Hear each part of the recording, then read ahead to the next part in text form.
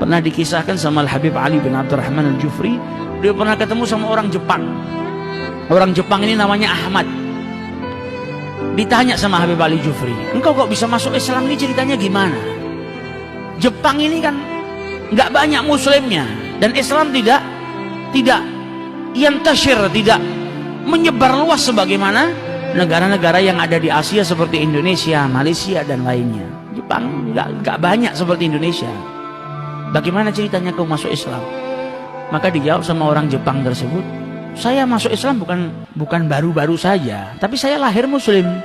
Yang masuk Islam ayah saya. Jadi ayah saya sudah muslim, saya lahir dalam keadaan muslim. Ayah saya masuk Islam ketika dia bekerja di Indonesia. Jadi ayah saya pernah tinggal di Indonesia 30 tahun, berniaga, buka toko.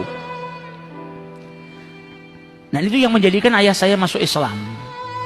Ayah saya punya toko, sebelahnya ada muslim, orang Indonesia yang muslim, punya toko yang sama. Ini toko kelontong, orang Jepang ini toko kelontong juga.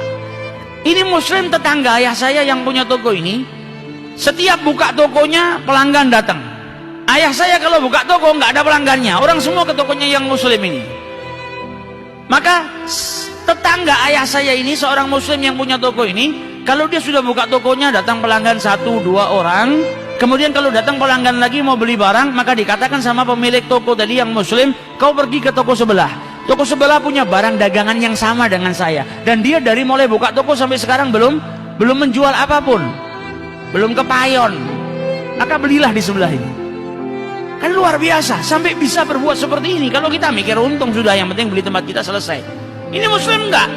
Beli di tempat tetangga saya ini, dagangannya sama baiknya. Kesian dia dari tadi buka belum ada yang membeli barang dagangannya.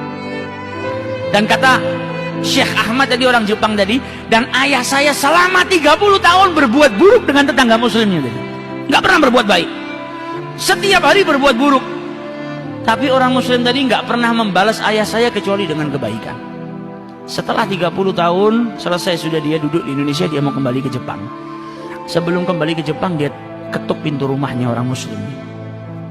Sahabatnya atau tetangganya tadi diketuk, dia bilang, saya mau pergi, mau kembali ke Jepang. Tapi sebelum saya kembali ada sesuatu yang saya harus tanyakan. Saya nggak bisa pulang dalam keadaan nggak tahu. Apa yang kamu mau tanyakan? 30 tahun saya berbuat buruk dengan Anda, tapi kenapa Anda tidak pernah membalas saya dengan keburukan? Kenapa Anda selalu berbuat baik kepada saya?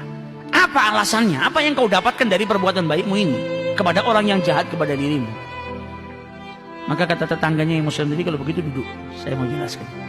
Yang berbuat saya seperti ini, yang membuat saya seperti ini, dan yang menjadikan saya berbuat seperti ini adalah agama saya.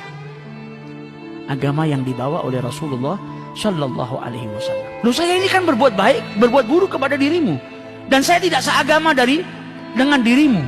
Maka dijawab oleh tetangganya muslim apa?